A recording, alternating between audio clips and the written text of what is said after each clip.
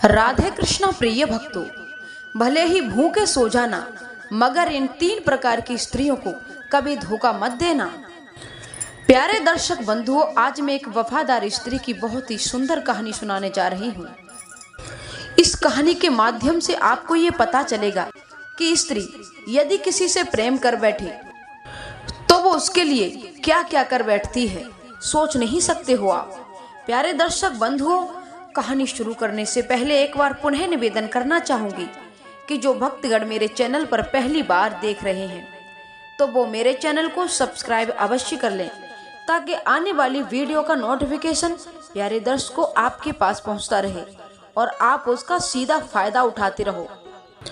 प्यारे दर्शकों, कहते हैं कि स्त्रियों में 2 खासियत होती है। स्त्री यदि किसी से प्रेम करने लगे, उसे दिल दे बैठे, तो उससे बड़ा वफादार उसके लिए कोई नहीं हो सकता।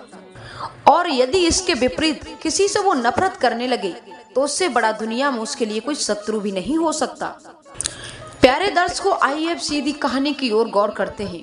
एक नगरी में चंद्रगुप्त नाम का एक राजा राज्य करता था। उसके प्यारे दर्शकों 4 बेटे थे।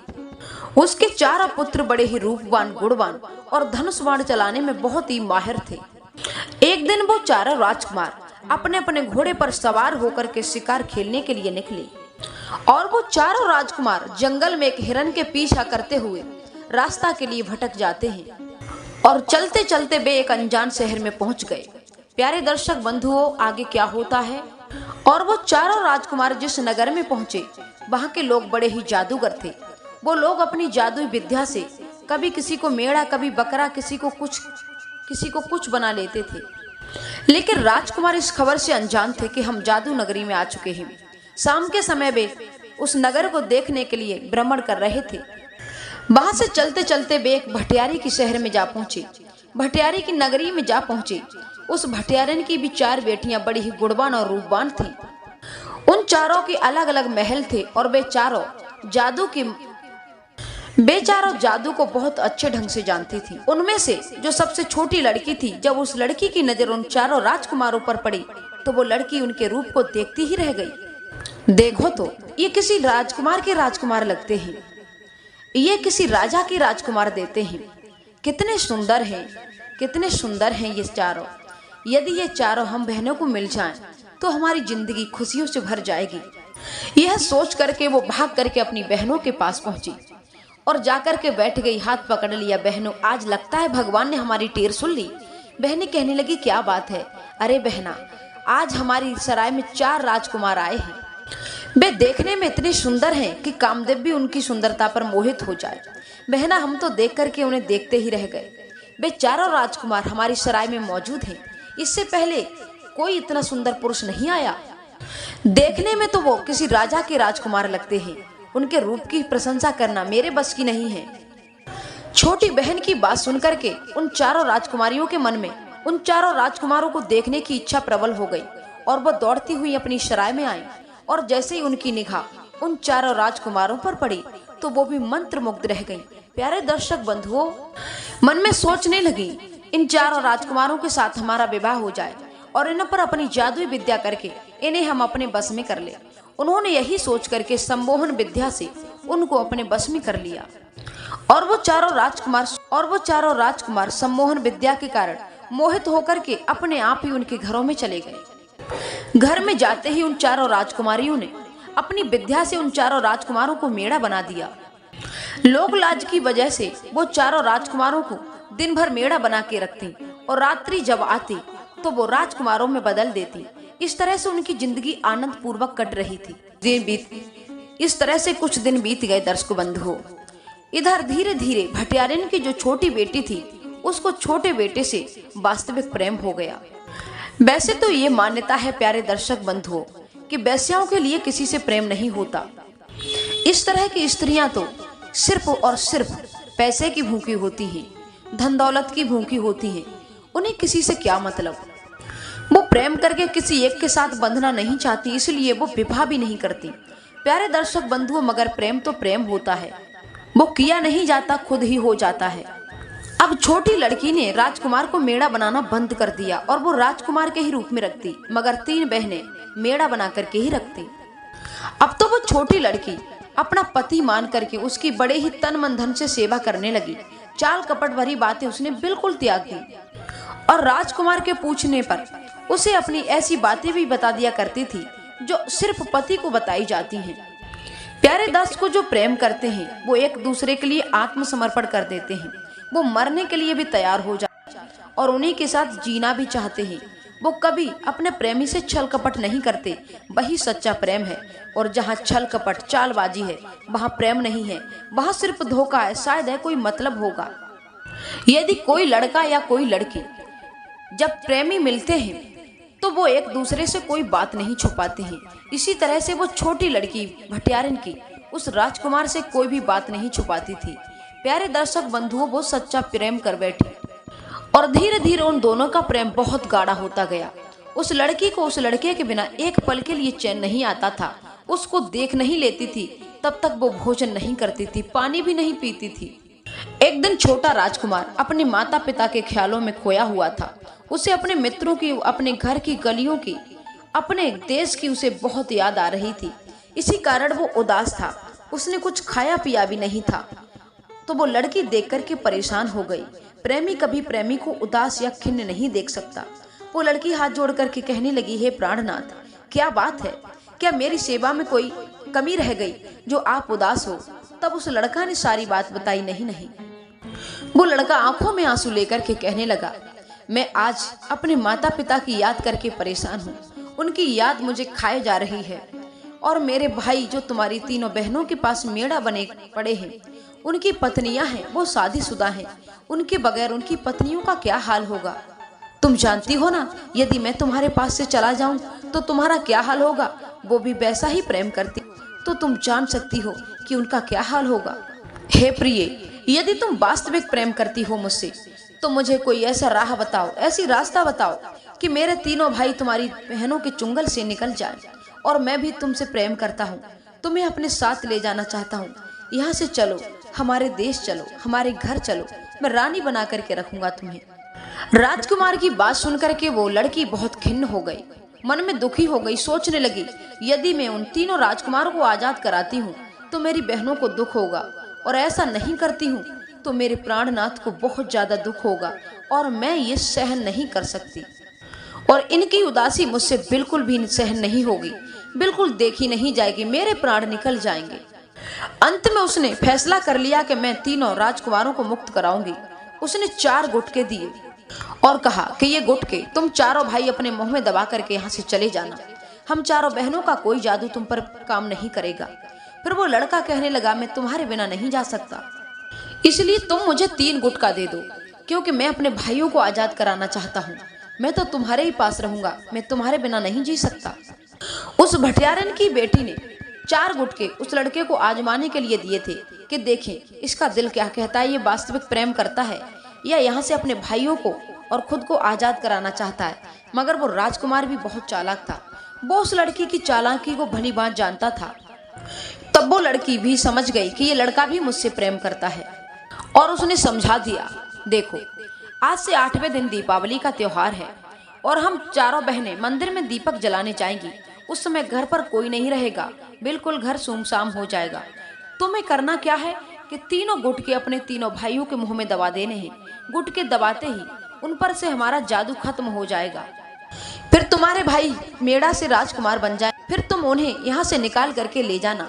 प्यारे दर्शक बंधुओं, उस भटियारन की लड़की की बात सुनकर के वो लड़का बहुत प्रसन्न हो गया। धीरे धीरे प्यारे दर्शक बंधुओं, दीपावली का दिन आ गया।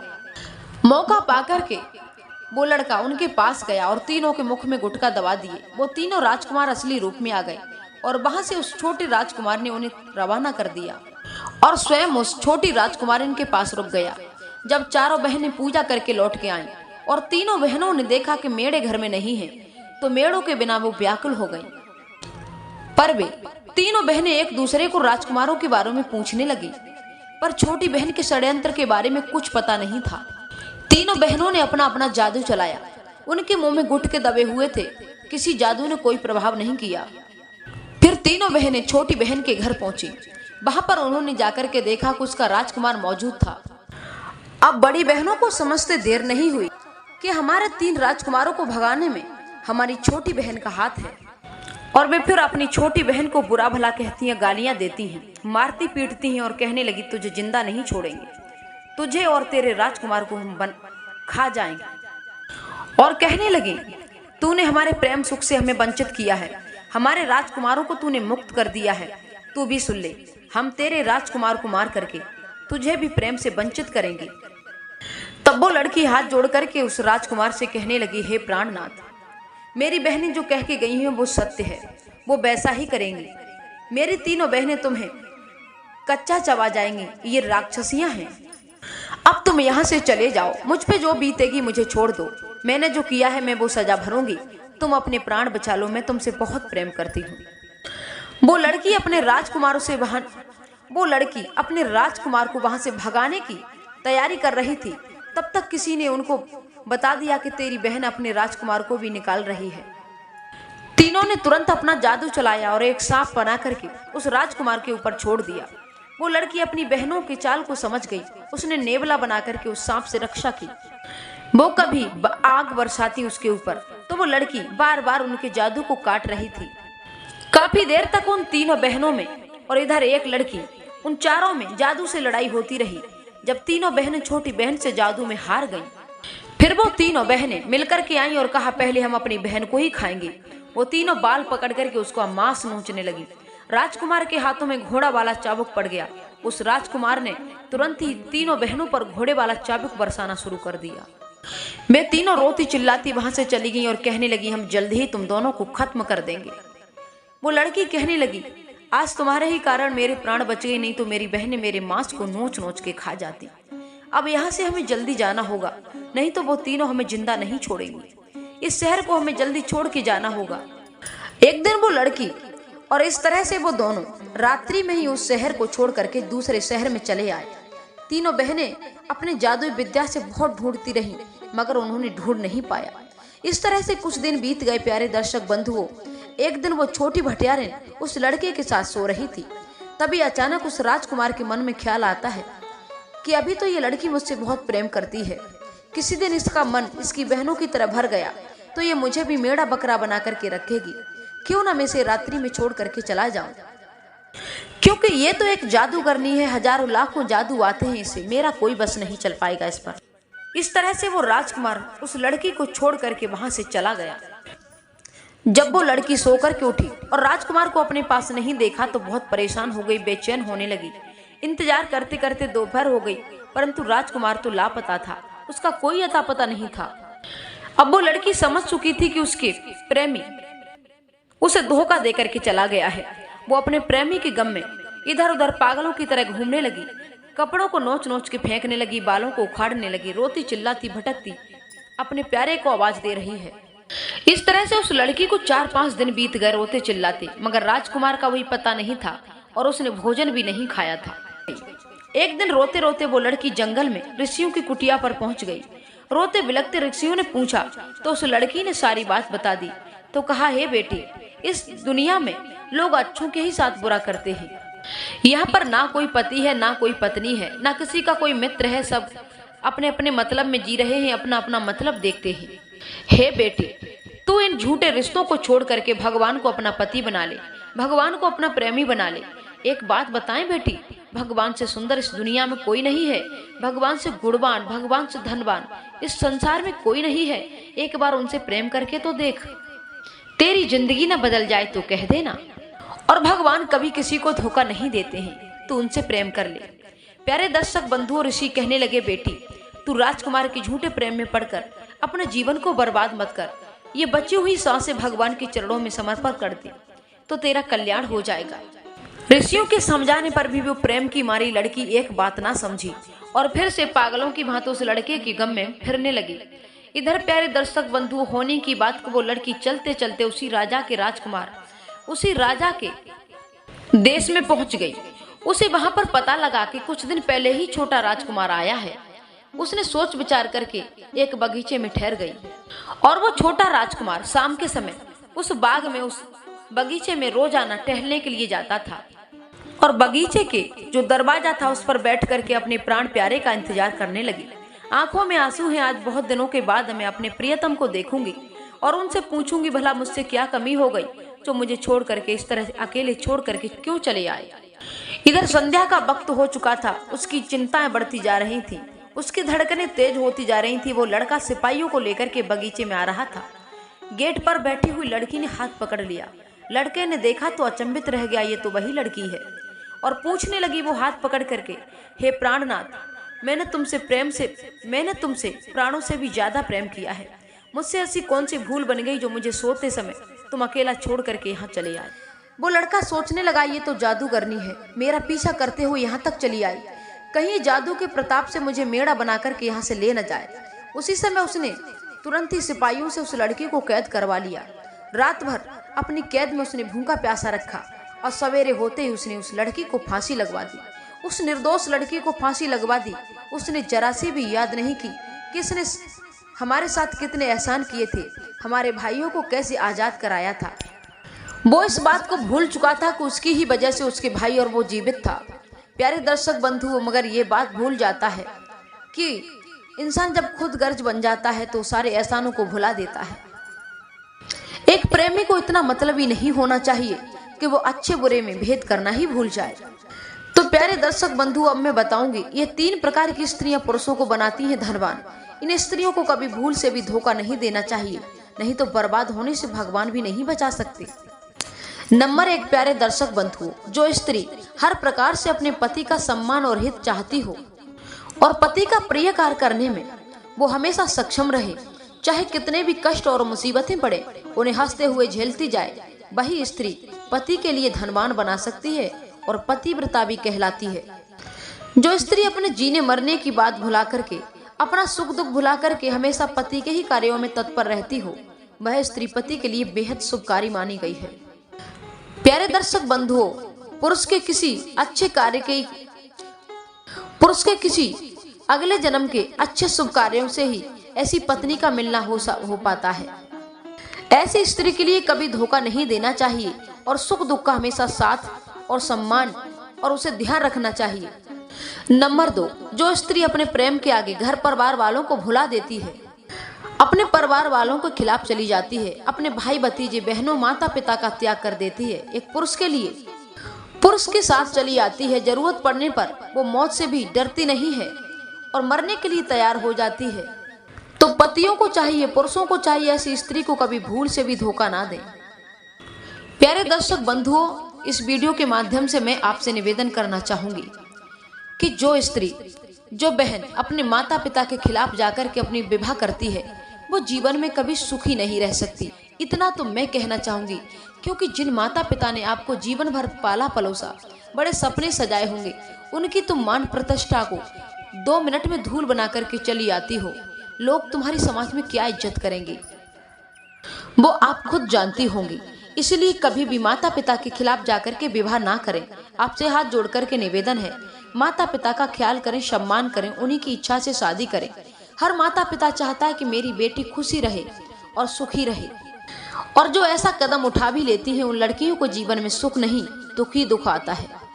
नंबर 3, जो स्त्री अपने परिवार की मान मर्यादा को अपने ध्यान में रखकर चलती हो, व्यर्थ का खर्च ना करती हो, पति की जेब के अनुसार ही अपनी सुख श्रृंगार में सामान खरीदती हो और पति को बुरे मार्ग पर जाने से रोकती हो, पति का दुख अपना दुख मान के चलती हो, पति के भले के लिए वो उससे लड़ती झगड़ती हो, ऐसी स्त्रियां पुरुषों के लिए बेहद शुभकारी होती हैं। भूल से भी कभी उन्हें धोखा मत देना, वरना आपके पास रोने को भी आंसू नहीं बचेंगे। तो प्यारे दर्शक बंधुओं, ये थी आज की कहानी। कैसी लगी कमेंट में अपनी राय अवश्य देना, और मेरे लिए 5 बार हृदय से अच्छी लगी हो तो श्री राधे राधे कृष्णा श्री राधे लिख करके भेज देना। सभी भक्तों को राधे कृष्णा।